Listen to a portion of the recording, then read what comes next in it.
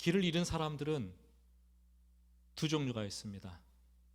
첫째는 처음부터 길을 잘못 들어섰기 때문에 길을 잃은 것이고, 또 다른 사람들은 바른 길을 가다가 벗어나서 길을 잃어버린 사람들이겠죠.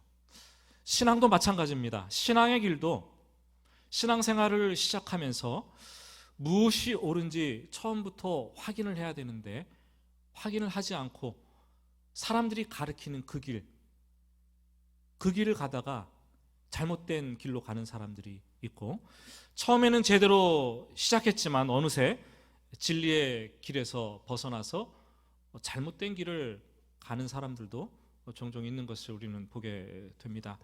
얼마나 많은 사람들이 인생길에서 벗어나게 되나요?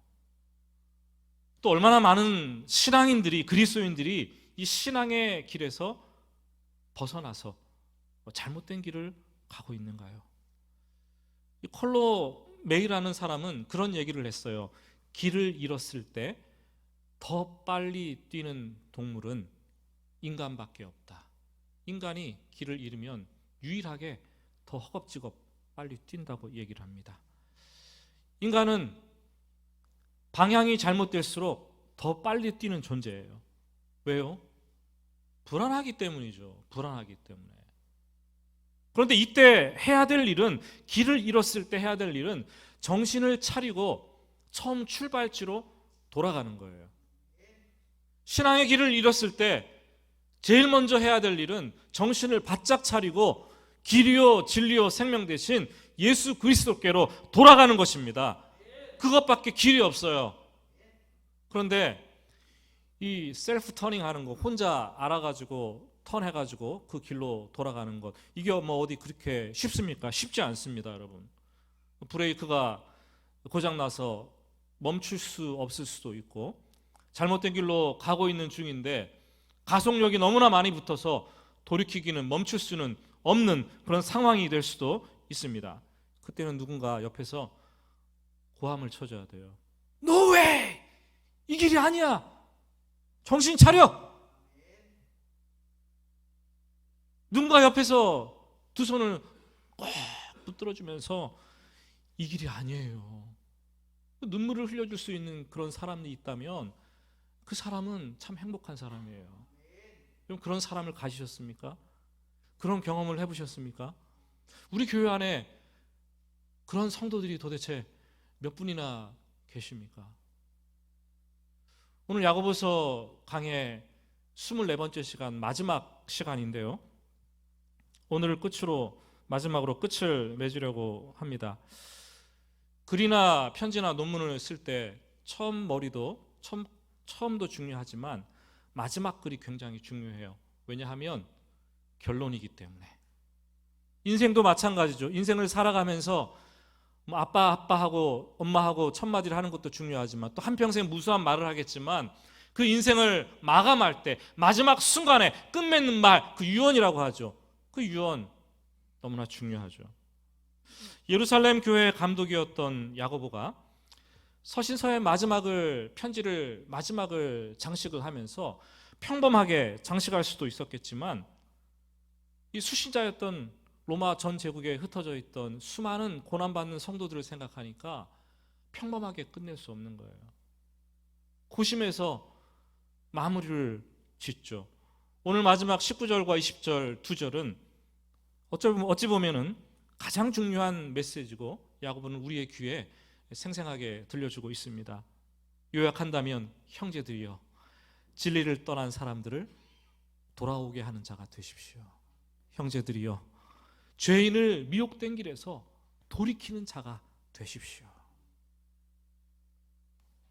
19절 말씀을 한번 볼까요? 19절을 보시면, 내 형제들아, 너희 중에라는 말을 좀 집중해야 돼요. 믿음이 없는 사람이 아니에요. 교회를 다니지 않는 사람이 아니에요. 믿음이 있고 우리와 같이 함께 신앙생활 하던 중에 미혹돼서 교회를 떠난 자, 진리의 길을 벗어난 사람들을 가리킵니다. 우리가 이렇게 해오른 교회로 모였는데 교회 안에 있는 성도들이 신앙생활 잘하다가 다 구원받으면 얼마나 좋겠어요. 끝까지 진리의 길을 가서 나중에 다 천국 백성이 되어서 천국에서 보면 얼마나 좋겠습니까? 그런데 실상은 여러분들이 동의 안 하실 수도 있어요. 실상 그렇지 못해요. 종착역까지 가지 못하는 사람들이 더러더러 있다라는 거예요. 여러분, 교회 안에 구원이 있지만 또 교회 안에 있다고 해서 다 구원받는 것은 아니라는 거죠. 집을 떠난 탕자도 있고 집 안에 탕자도 있어요. 알곡과 가라지가 섞여 있는 거죠. 교회 아니건 밖이건 참 진리를 떠나 있는 사람들이 어디에나 있습니다. 예수님께서 밤새도록 기도하고 뽑았던 몇 안 되는 12제자, 그 중에서도 진리를 떠난 자가 끼어 있었습니다. 누굽니까? 가룟 유다 아닙니까? 가룟 유다는 중요하게도 그 공동체에서 재정을 맡았어요. 중요한 요직을 차지하고 있었습니다. 예수님께서 3년 동안 동고동락하고 훈련시키면서 여러 번 그의 마음을 돌이키려고 기회를 주십니다. 혹시 여러분 가운데 만약에 유다가 예수님을 팔지 않았다면 십자가 사건이 이루어지지 않았을 것이라고 생각하시는 분들이 계십니까? 그건 아주 정말 나이브하고 순진한 생각이죠. 유다가 아니더라도 하나님은 어떠한 방법으로든지 십자가를 만들어 내시는 분이세요. 예수님은 끝까지 회개할 기회를 주셨지만 유다는 결국 돌이키지 않고 자신의 길로 가게 됩니다. 초대교회에서도 마찬가지죠. 예루살렘 교회에 신실했던 사람들 가운데 7명을 성령과 지혜가 충만한 사람을 집사로 선출을 했습니다. 그런데 그 가운데 배교자가 있었어요. 니골라 집사님이에요. 원래는 이방인이었는데 그가 유대교회에 입교를 했습니다. 그리고 다시 기독교로 개종을 하고 예루살렘 교회에 들어왔는데 선출을 해서 중요한 일꾼 요직의 자리에 서게 되었습니다. 하지만 그는 미혹받아서 진리를 떠난 자, 교회를 떠난 자가 되었어요. 그가 주장했던 건 이거예요. 예수 믿으면 이미 의롭게 된 사람들인데 무슨 더 이상 죄를 지어도 죄의식을 느끼지 않는 것이 맞고 구원받은 사람들이기 때문에 자유롭게 살아도 된다. 마음대로 살아라. 이렇게 주장을 했어요. 우리 이 사람들을 니골라당이라고 얘기를 합니다. 아마 오늘날 그 구원파의 효시쯤 되지 않았을까라는 생각을 하죠. 교회 안에 있는 자들이, 진리 안에 있는 자들이 끝까지 믿음의 길을 지키고 구원의 종착역까지 도달했으면 참 감사하고 좋겠는데 그렇지 못하다는 거예요. 초대교회도 그랬고 지금도 시대가 지났지만 우리 주위에는 여러 가지 이유로 미혹되어서 진리의 길을 벗어나는 자들이 종종 있습니다. 참 안타까운 일입니다. 이 미혹이라는 단어는 헬라어로 플라네세라고 해서 쓰였습니다. 플라네세 19절에 나오죠. 뜻을 보면은 길을 잃다, 방황하고 이리저리 헤맨다는 것입니다. 근데 19절에서는 이 단어가 쓰일 때 수동태로 또 쓰였어요. 그러니까 내가 막 미혹받아서 이렇게 하는 게 끌려가는 게 아니라 누군가 미혹하는 존재가 있다라는 거죠. 그래서 사람들이 거기에 넘어간다는 거예요. 사실 오늘 우리의 시대는 미혹의 시대입니다. 세상에는 진리의 영과 미혹의 영이 두 가지가 존재하는데 이 마지막으로 가면 갈수록 점점 더 미혹의 영은 활기를 부리고 활동을 하게 됩니다. 미혹의 영은 진리의 영에 반해서 일하기 때문에 진리를 감추고 거짓을 드러냅니다. 그리고 알곡들이 있다면 그 알곡 가운데 가라지를 뿌려놓습니다. 교묘하게 사람들의 영혼을 약탈하기 위해서 노립니다. 근데 미혹을 당하는 사람들의 공통점을 가만히 보면은 한결같아요. 이 진리에 대한 기초가 없어요. 말씀에 대한 뿌리가 없어요. 아니 말씀을 붙잡고 있다가도 말씀을 어느 순간 놓아버립니다. 그러면 여지없이 미혹의 영에 밥이 되는 거죠.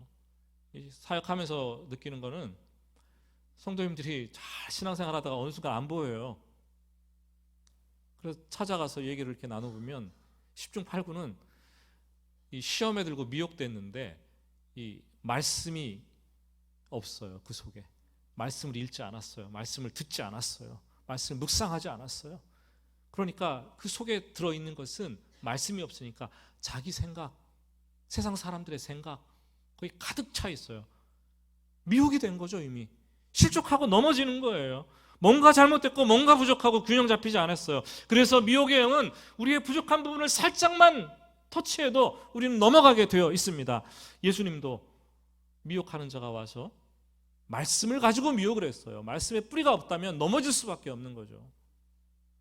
사랑하는 여러분, 교회 안에서 누구든지 목사라 할지라도 미혹의 자리에 설 수 있어요. 하나님 말씀을 붙잡고 있지 않으면 다 넘어질 수밖에 없는 연약한 존재들입니다.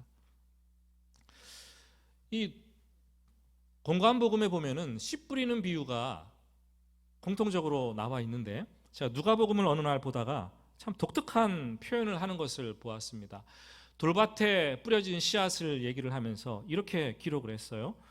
더러는 바위 위에 떨어짐에 싹이 났다가 습기가 없으므로 말랐고, 습기라는 단어를 누가복음은 쓰더라고요. 의사답게 아주 자세하게 기록을 했는데 습기가 없으므로 말랐고, 돌밭을 바위 위라고 표현을 했습니다. 그곳에 떨어진 씨앗은 싹이 나는 것 같은데 그러다가 말라서 죽어버렸어요. 왜요? 생명을 싹 틔우기 위해서는 습기가 있어야 되는데, 생명을 유지하기 위해서는 습기가 있어야 되는데, 생명을 자라가게 하기 위해서는 습기가 있어야 되는데 습기가 없었기 때문에 차로 그냥 죽어버린 거예요. 여러분, 습기가 무엇입니까? 습기는 말씀의 씨앗을 받는 성도들의 눈물이에요. 눈물. 성도들이 말씀을 받을 때 눈물이 없다면 아무리 말씀을 받아도 메마른 자가 되어서 미혹되고 죽어갈 수밖에 없다는 거죠. 말씀을 받을 때 여러분의 마음에 지금 눈물이 있습니까, 여러분? 말씀을 받을 때 여러분의 마음에 안타까움이 있습니까? 말씀을 받으면서 깨진 마음으로 가지고 나아갑니까? 간절함이 있으십니까? 그것이 없다면 우리는 미혹에 거의 노출되기 쉬운 상태에 들어가고 있는 것입니다. 멕시코만 지역에 가보면 아나브랩스라는 물고기가 있습니다. 이 물고기가 생김새가 기괴해서 정수리에 개구리처럼 두 눈이 툭 붉어져서 두 개가 붙어 있어요. 그런데 이 물고기는 그 눈을 반은 수면 위로 내서 다니고 반은 수면 아래로 잠겨서 다닌다는 거죠. 수면 위에 있는 눈을 가지고서는 이 곤충을 잡아먹고, 수면 아래에 잠겨진 눈을 가지고서는 적들로부터 침략을 방어한다고 합니다. 그런데 하루 온종일 그렇게 물에 뜨는 둥 마는 둥 해서 쭉 다니면 눈이 메마르고 충혈되어서 힘들어진대요. 보이지 않는데요, 앞이. 그러면 이 물고기는 그때 물 아래로 푹 잠긴다는 거예요. 충분하게 이 눈을 물로 적신 다음에 회복되어서 다시 또 활동을 한다는 거죠. 우리들의 삶이 마찬가지인 거예요. 예수를 믿는다고 하지만 세상에서 분주하게 하루 여기저기 뛰어다니면서 막 살다 보면은요, 우리의 영성이 막 바닥에 이르잖아요. 건조해지잖아요. 일주일 동안 정신없이 살아왔더니 바쁨과 분주함과 조급함의 노예가 되어서, 바쁨과 분주함과 조급함은 이 시대에 사단이 쓰는 도구 아닙니까? 그 함몰되어서 살다 보니까 우리는 영적으로 메마른 거예요. 그럼 우리가 어떻게 해야 되는 거예요? 다시 하나님의 말씀을 붙잡고 읽고 듣고 묵상하면서 말씀의 바다에 아주 푹 잠겨야 되는 거예요. 우리의 눈물이 말씀을 통해서 영혼을 완전히 적셔내야 되는 거예요. 그래야지 우리가 다시 회복된 영혼을 살아낼 수가 있습니다. 그렇지 않고서는 미혹에 노출될 수밖에 없어요. 몇 해 전에 칼빈 신학학회에서 아디아포라라는 주제로 강연을 한 적이 있습니다. 아디아포라라는 헬라어 단어를 번역하면 대수롭지 않은 일이에요. 아주 작은 일, 사소한 일. 그러니까 말하자면 구원의 이 본질도 아니고, 그리고 진리와 비진리를 구분하는 옳고 그름의 문제도 아닌데, 성도들이 교회 안에서 신앙생활 하다 보면, 서로 어울려 살아가다 보면 부딪힐 수 있는 아주 편협하고 아주 사소한 문제들을 아디아포라라고 얘기를 하는 거예요. 그런데 교회 안에서 넘어지고 실족하는 대부분의 경우는 이 사소하고 이 작은 문제, 이 편협된 문제, 이것 때문에 갈등이 생기고 충돌이 일어나고 다투면서 상처를 받고 심해지면 실족하는 사람들이 생겨납니다. 그래서 진리의 길을 떠나가게 되죠. 큰 문제 때문에 넘어지는 경우 별로 없어요. 고린도 교회가 그랬습니다. 음식을 먹는 문제 때문에 다투었어요. 음식 먹는 문제가 뭐 그렇게 대수롭습니까, 여러분? 우상에게 제사를 드리고 그 재물을 물려냈는데 이걸 먹어야 되느냐 마느냐, 먹으면 믿음이 있고 없고 막 따지는 거예요. 여러분, 자기 신앙의 분량대로, 자기 믿음의 분량대로 꺼리낌이 없으면 먹고, 먹기 싫으면 먹지 않으면 되는 거 아닙니까, 이거? 예? 근데 먹는 문제로 싸워서 실족하고 넘어가고 떠나가게 되었다라는 거죠. 아주 작은 일 때문인 거예요. 목장 모임도 마찬가지죠. 목장에서 은혜롭게 한두 시간 모임을 잘 하고 눈물 막 쏟아내고 나서 우리 오늘 점심 뭐 먹지? 그래서 이거 먹읍시다, 이거 먹읍시다 그랬는데 내가 먹고 싶은 걸 관철이 안 되는 거예요. 근데 때마다 일마다 항상 그런 것 같아요. 그러면은 저 사람 항상 나를 무시한다고 막 이러면서 싸우다가 에이, 내가 더러워서 목장에 안 나가지. 이 목장 나가나 봐라. 그냥 떠나가잖아요. 교회도 그렇게 교회를 떠나가는 거예요. 다 믿음도 떠나보내고요. 사소한 일 때문에. 여러분, 사단은 미혹의 영이 되어서 올가미를 쳐놓고 덫을 쳐놓고 함정을 파놓고 우리를 기다리고 있는 중이에요. 항상 기다리고 있어요. 그런데 왜 자꾸 거기로 기어 들어갑니까? 예? 유명한 기독교 작가 진 에드워드가 이 실망하고 실족한 그리스도인에게 주는 글을 남겼습니다. 제목부터 아주 독특해요. 크리스천에게 못 박히다. 동료 그리스도인들에게 그 실족을 당했을 때, 박해를 받았을 때 그리스도인들이, 주위의 사람들이 얼마나 잔인할 수 있는가를 보여주는 내용이었어요. 이렇게 말합니다. 동료 그리스도인에 의해서 십자가에 못 박힌 일은 하나님의 자녀가 겪는 가장 극심한 고통 중 하나다. 그 충격이 너무나 크기 때문에 그것을 계기로 신앙생활을 그만두고 교회를 떠나게 되는 경우가 있다. 혹시 이런 일들을 겪으면서 당신이 미워하고 있고 원수라고 생각되는 사람이 누구인가? 하지만, 그 다음이 중요해요. 하지만 당신을 십자가에 못 박은 자는 금방 머리에 떠오르는 눈에 보이는 사람이 아니다. 눈에 보이는 건 잊어버리십시오.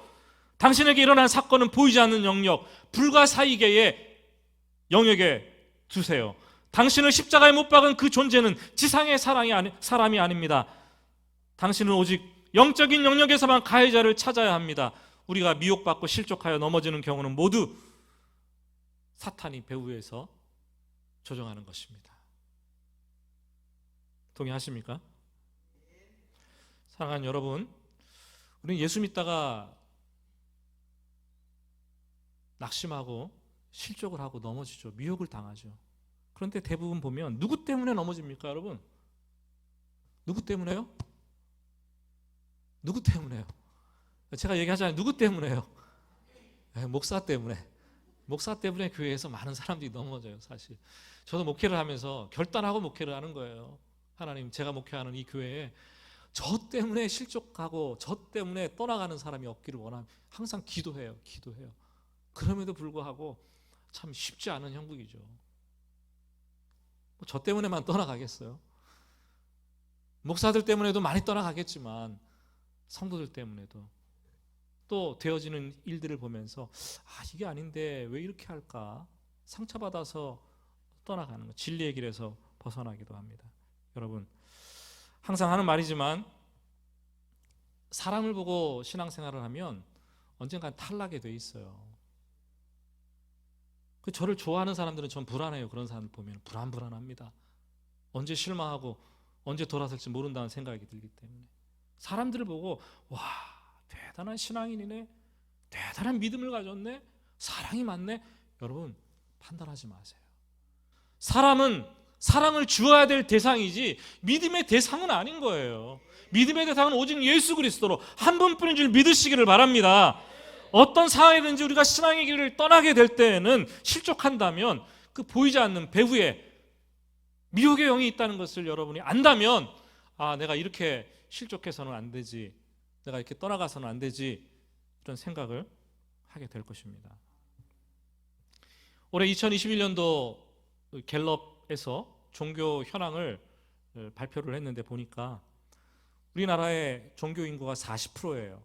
그러니까 100명 중에 40명이 종교가 있다는 거예요. 기독교, 불교, 천주교. 여기에는 뭐 무속 종교도 포함될 거고 또 사이비 이단들도 포함될 거라고 생각을 합니다. 그런데 그 중에 40% 중에 17명이 기독교라고 답을 했다는 거죠. 참 희한하죠. 코로나 2년 전하고 비교했을 때 비해서 줄어든 수치가 아니에요. 17%. 근데 우리가 조금만 더 그 통계를 보면 알 수 있는 것은 종교를 가지고 있다가 무종교로 돌아선 사람들 가운데 52%가 기독교인이었다는 거예요. 그러니까 좀 적나라하게 말하면 믿다가 폐기 처분한 종교 1순위가 기독교라는 거예요. 2명 중에 1명이 다 기독교, 무종교로 돌아섰는데 기독교를 믿다가 돌아섰다라는 거예요. 이게 한국교회의 지금 현 주소를 가르쳐 줍니다. 한국교회 이 가난한 성도들 거꾸로 하면 안 나가잖아요. 안 나가. 근데 성도라는 거예요. 교회를 안 나가는데 나는 그리스도인이라고 자처하는 사람들, 이 비중이 점점 늘어가고 있어요. 교회를 안 나가는 사람은 많은데 설문조사를 하니까 나는 그리스도인입니다. 그 퍼센테이지가 줄어들지 않는 거예요. 예수 믿는다고 하는 사람들 중에 이 안 나가라는 성도가, 가난한 성도가 100명 중에 23명이래요. 23명이 교회를 안 나오면서 나는 그리스도인이라고 얘기를 합니다. 4명 중에 1명꼴로 가난한 성도들이 있습니다. 그들이 왜 교회를 떠나갔나요?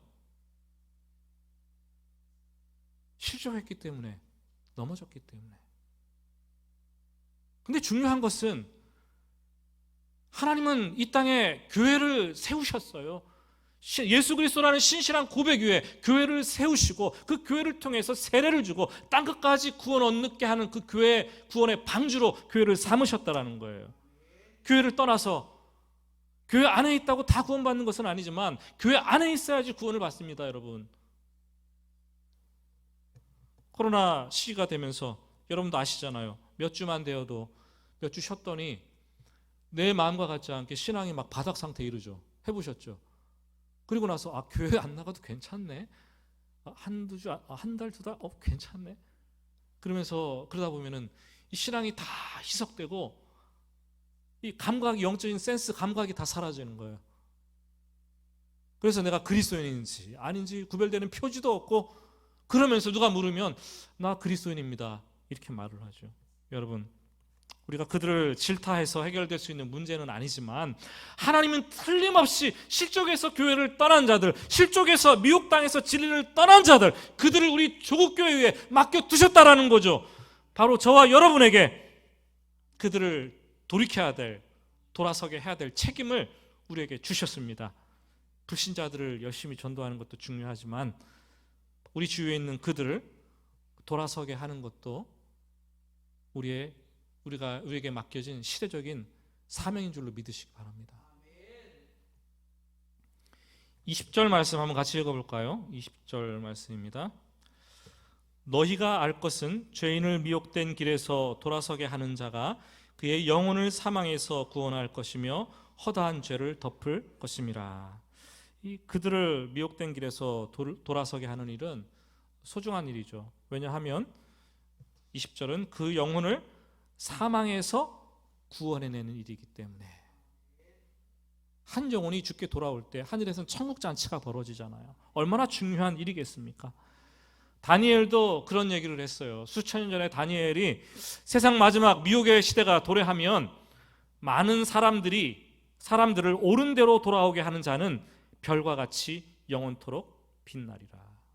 세상 마지막이 되면 미혹의 영이 적극적으로 활동할 터인데 그때 많은 사람들을 옳은 자리로 옳은 대로 돌아오게 하는 자는 별과 같이 영원히 빛날 것이라고 얘기를 해요.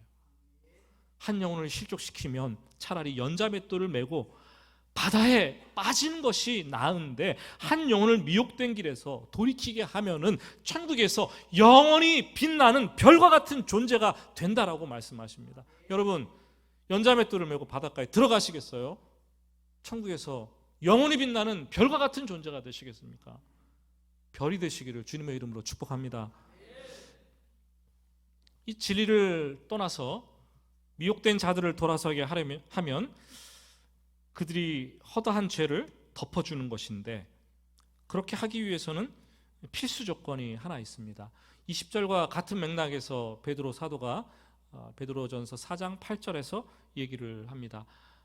한번 같이 베드로전서 4장 8절 말씀 앞을 보셔도 됩니다. 같이 읽어보겠습니다. 무엇보다도 뜨겁게 서로 사랑할지니 사랑은 허다한 죄를 덮느니라. 오직 사랑만이 그들을 돌아오게 할 수 있습니다. 오직 사랑만이 그들의 죄를 덮어줄 수 있습니다. 오직 사랑만이 그들을 진리의 길로, 구원의 길로 이끌어낼 수 있습니다. 여러분, 돌아서게 하는 자 그러니까 멀리 생각하십니까? 누가 우리 교회에서 돌아섰지? 내 지인 중에 누가 돌아섰지 생각하십니까? 여러분, 가정에도 있어요. 여러분, 자녀들, 돌아선 자녀들 있잖아요. 여러분의 배우자들, 부모들, 등 돌리고 돌아서 있는 자들이 있잖아요. 그 사람들을 사망의 형벌에서 구원의 단계로 이끌 수 있는 것은 바로 저와 여러분의 사랑이다. 사랑만이 가능하다. 사랑이 그들의 모든 허물을 덮고 죄를 덮는다라고 얘기를 합니다. 예수 그리스도의 십자가가 그렇습니다. 십자가에 나타난 예수님의 사랑은 우리의 추악한 죄와 허물을 다 덮어버렸습니다. 우리의 죄와 허물이 사라진 게 아니에요. 그냥 하나님께서 십자가의 보혈로 깜짝같이 덮어버리셨습니다. 동이 서에서 먼 것처럼 멀리 떨어뜨려 놓은 거예요. 감추신 겁니다. 덮으신 거예요. 사랑은 주님이 하셨던 것처럼 그거를 덮고 감추는 거예요. 그래서 우리는 사랑하면은 그 사람의 약점과 단점 잘 보이지 않아요. 아니, 보여도 덮어줍니다. 흔히 우리가 눈에 콩깍지가 쓰였다고 하는데 콩깍지가 쓰인 게 아니라 뭐가 쓰였어요? 사랑이에요. 사랑하기 때문에. 그런데 사랑이 식으면 왜 이렇게 잘 보여요? 부부관계도 사랑이 식으면 단점이 너무나 잘 보여요.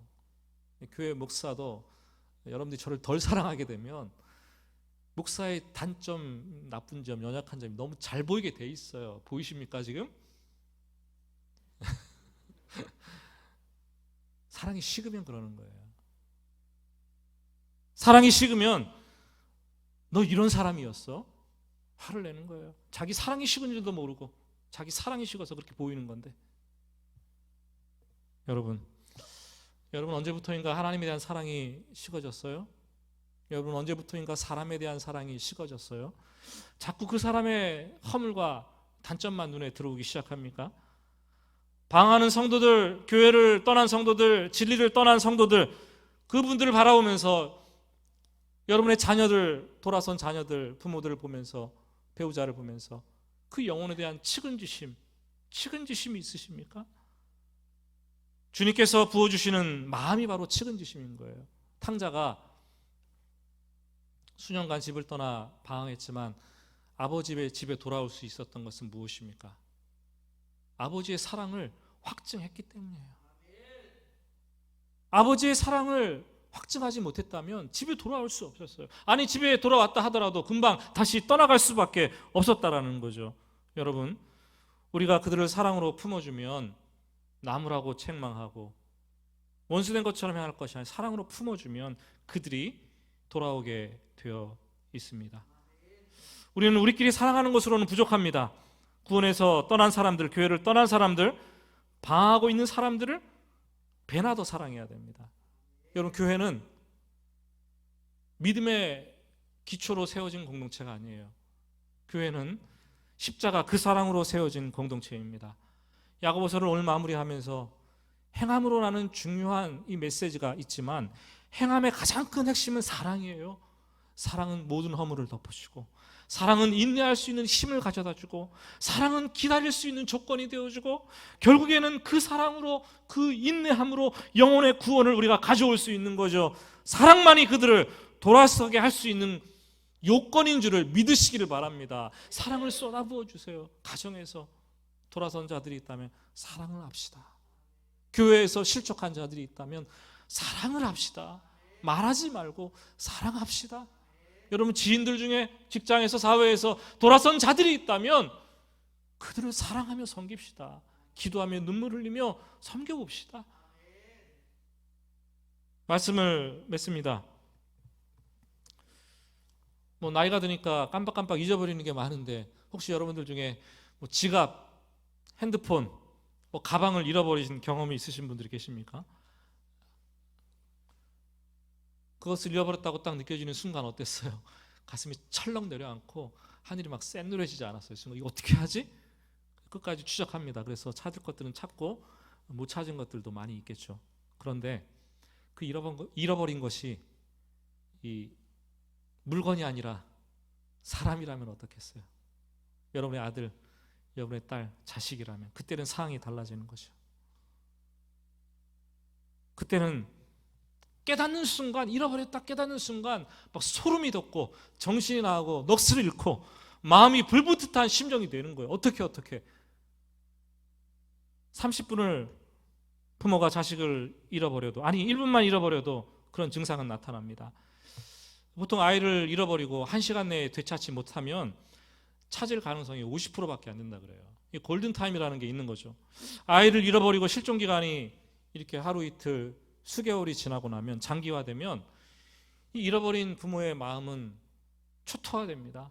마음고생을 하면서 중병에 걸리거나 이혼하거나 자살해서 가정이 파탄되는 경우가 종종 있다고 얘기합니다.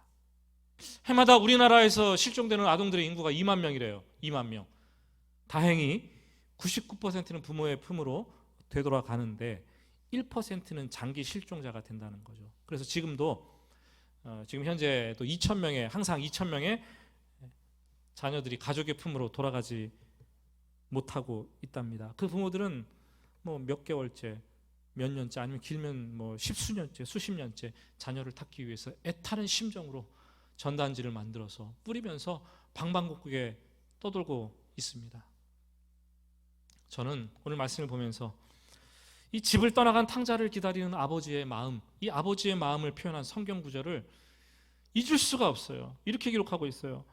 아직도 거리가 먼데 아버지가 그를 보고 치근히 여겨 달려가 목을 안고 입을 맞추니. 치근히 여겨. 한글로 표현하기에 너무나 부족한 단어예요. 불쌍히 여기다, 이런 표현이 아니에요. 이 스플랑크 니조마이라는 단어로 쓰였는데, 이 단어는 스플랑크 논에서 나온 단어예요. 창자, 내장이라는 뜻입니다.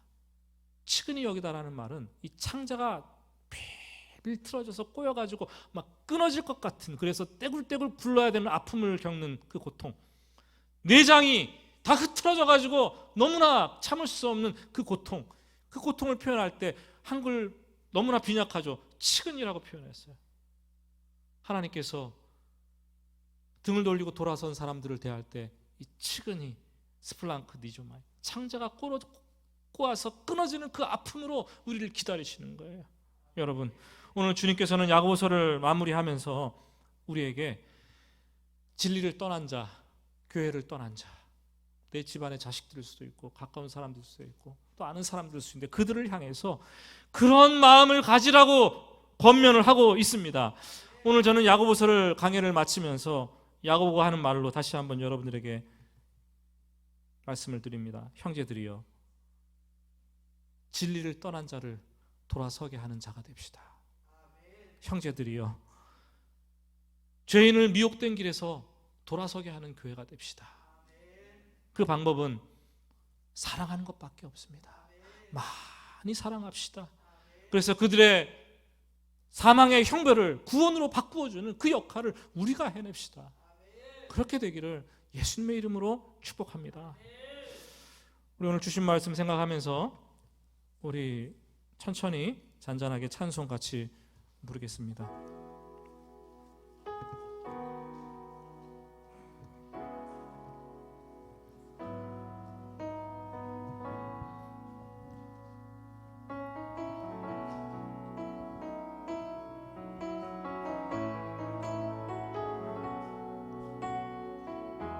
지금 이곳에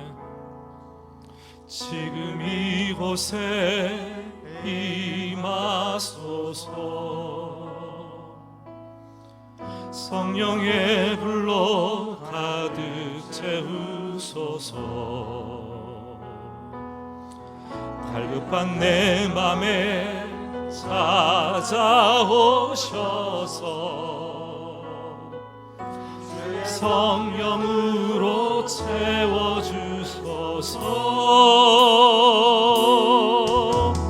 흔들리지 않는 믿음 주소서. 낭망하지 않는 믿음을 주소서.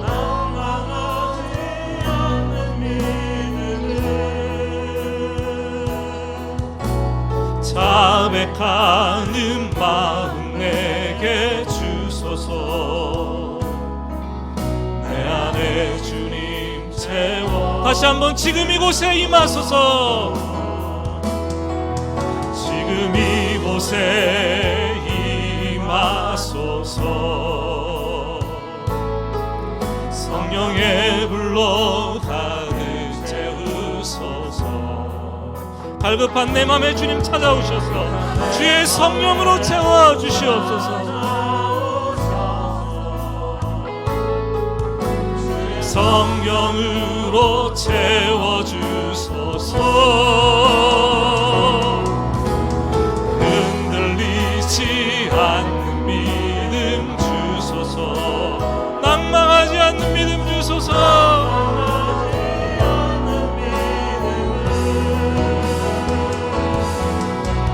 자백하는 마음 내게 주소서.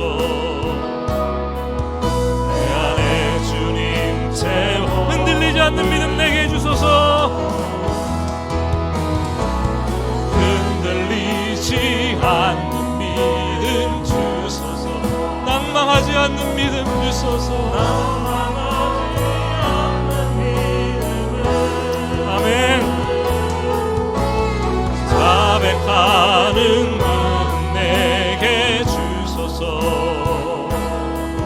내 안에 채워 주소서. 우리 같이 기도합니다. 기도할 때 하나님, 이제까지 신앙생활 해오면서 흔들리기를 밥 먹듯 했잖아요. 미혹되고 실족되고 넘어지고 그 사람이 다름 아닌 나였을 수도 있잖아요. 누군가의 돌아서게 하는 자 때문에 내가 이 자리에 있는지도 모르겠어요. 신앙이 흔들리고 미혹되지 않도록 주님 말씀의 뿌리를 받게 하여 주시옵소서. 말씀을 읽고 듣고 묵상할 때 눈물이 나게 하여 주시옵소서. 흔들리지 않는 믿음 주시옵소서. 우리 그리스도인들이 언제부터인가 나만 잘되고 나만 복받고 내 문제에 함몰되어 있는 이기적인 신앙의 길을 걸어가고 있어요. 99%의 기도가 다 나를 위한 거, 내 가정을 위한 거예요. 하나님, 우리 주위에 신앙생활 하다가 교회를 떠난 자들, 진리의 길에서 돌아난 자들이 있다면 하나님 아버지의 마음을 품고 그들을 기도하며 그들을 되돌리기를 원합니다. 주님, 우리가 돌이키는 자가 되게 하여 주시옵소서. 내 자녀를 돌이키게 하시고 배우자를 돌이키게 하시고 주위의 사람들을 돌이키게 하여 주시옵소서. 우리 주님의 이름을 같이 부르고 기도하겠습니다.